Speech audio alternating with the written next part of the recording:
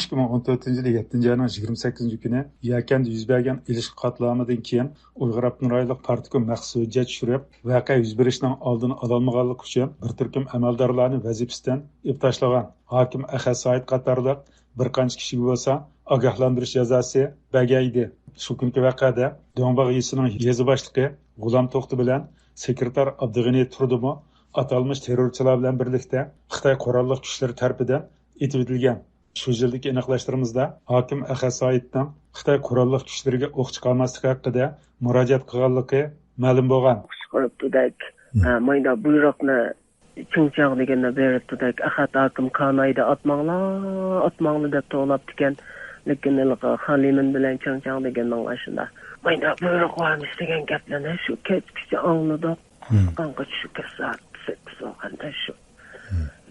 Ay, tovarlar Şu atmanglar deb, o hokimniki atmanglar deb vaqirig'ini kimni atmanglar deydi, kimga deydi? Şu atmanglardan askarlarni atmanglar maya deb hokim to'satdik.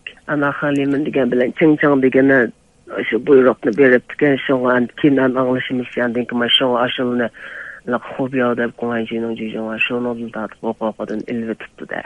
degan gapni angladim. Voqeada etilgan yuqorqi ikki amaldorning oila tavobatlarining shu chog'da ilgari surishicha, hokim Ahad Saidning o'q chiqarmaslik tashabbusiga ayni chog'da doiralar ijobiy baho bergan.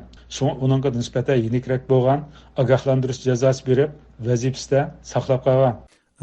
Hakim nasib Ahadku, Ahad hokimmi nimasi? Ahad. Ya'ni Ahad hokim bilan billa buni harbiyni atmanglar, vujon o'q chiqarmanglar degan boshqalar bormikan buningdan boshqa? Yoki yolg'iz qolgan gapmi Ahad hokim shu yerda? Yo'q, shu joyda shu Ahad hokim nahmaydan o'zi chiqib ekan.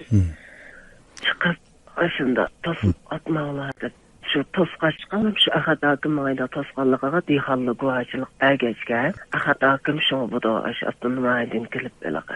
Jonchushan shu yili keldi buda. Shu avval ilganda dehonlar shu hokim Kanayni qo'lga olib atmanglar degan shu hokimni shuni saqlab qopdi. Qattiq ogohlantirish jazosi berib hokimni saqlab qopdi. Qolganini mayda menchi oqoqdan ilib tutdi degan gaplar oladi degan. Yer shahri vaqt gazetining 2021 yil 8 sentyabr kunidagi xabarda Ahad Said 200 yilmichida tilga ilingan.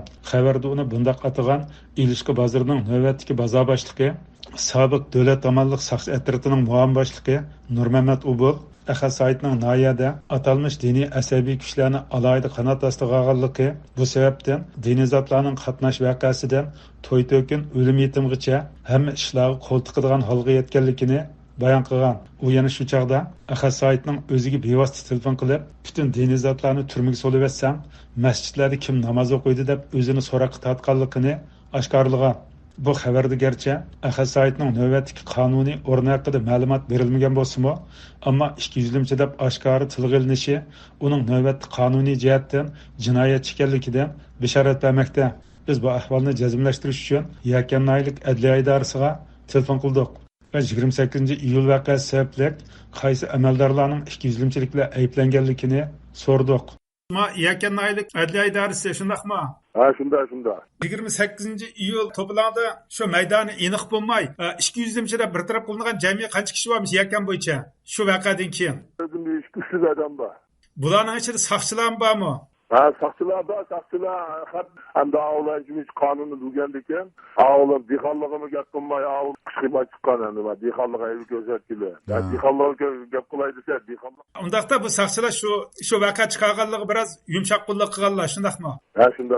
Aloqador xodim hokim Ahad Said yer boshqarish idorasi boshlig'i Muxtar Ahmad qatorliq oz deganda 5 kishining 200 yilcha qatorida bir taraf qilinganligini oshkorildi. Yana beylanda. Amaldorlardan kimlar bor? Cho'ngroq amaldorlardan. Nayning hokimidan bor. Nayning hokimidan bor. İsmi nima bu adamning? Ahad Said. Ahad Said. Ya undan keyin yana boshqa bo'lmish. Yer boshqarishninki shujisin ana ismi Muxtar Ahmad. Yana birisi bor. Bu Yakan bozorininki boshqa.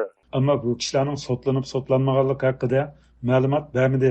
Telefonimizdan qabul qilgan Yakan bozorlik soqchi xodimi Ahad hokimdan 2017 yildagi 200 yilchilarga zarb berish to'lqinda qo'lga ilinganligini oshkorildi. Siz bu Yakan bozorlik soqchixonada ishlaysiz, shundaqmi? Sobiq burunqi hokim Ahad Saidniki tuqqan bo'ldi ekansiz, shundaqmi? Shu Ahad Saidniki ayoli bilan yoki oila bolalari bilan bir ko'risha olamdi. Shuni telefon nomerini deb bera olamsiz? Ayolınınki telefon numarını ben okumaydım. Başka urukluqlarının telefon numarını pek bir aloqa qilmaydim ben. Sizlar bu urug'liq emasmi? Sizni mishaki shu Ahad hokimni o'rinlashtirib ketgan qo'ymish ishga. Bu oilasi bilan bu munosabat qilmamsiz siz? Urukluqlar hamda qolganlar elbette ish qilolmagan ekan. Aloqa qilish telefon numarını saqlamoqchi ekan. Hozir bu Ahad Said o'zi nerda? Nima ish qilyapti? Qo'lga ilib turmaga chiqib ketdi. Nima deb tutgan chog'da? Aniq gapini. Uqmoq nima deb tutganligini. Bu qaysi bu yoki shaharlik saqchiningmi tutib kirib ketgan?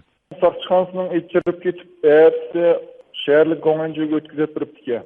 Uning deyishicha, shu chog'da bozorlik saqchixona xodimlari Ahad Saidni kechada uydan tutib kelgan va ertasi shaharlik saqchi idorasiga topshirib bergan. Nima deb tutdi? Tutgan chog'da nima deb tutdi? Siz o'zingiz bir saqchi xodim bo'lish bilan biz so'rab aniqlab qolmadingizmi? Siz yordamlashamadingizmi bu oilaga? Shuningki, tutganchiysam hozir kurashtiramman, hozir so'roq ustida deb shunday deb javob berdi. Nimani so'roq qilayotganligini, xos to'g'riliq burish bo'lganligini bilmadim asosan. Bu tutilgan chog'da shu Urumchida tutdi. Tutib uydan tutib ketdi.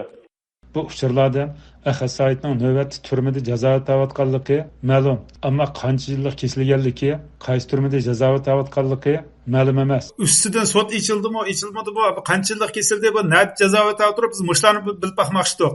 Davlat qalsa Bizdeki başka Afrikalılarla aloqalashsak.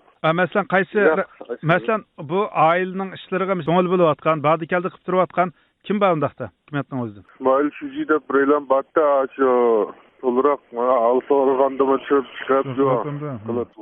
Hurmatli radio tinglovchilar, yuqorida yakan ilish qatlamida Xitoy askarlarini o'q chiqarmaslikka chaqiriq qilgan sobiq hokim Ahad Saidni navbatda turmada jazo o'tayotganligi haqida anglitib berdik.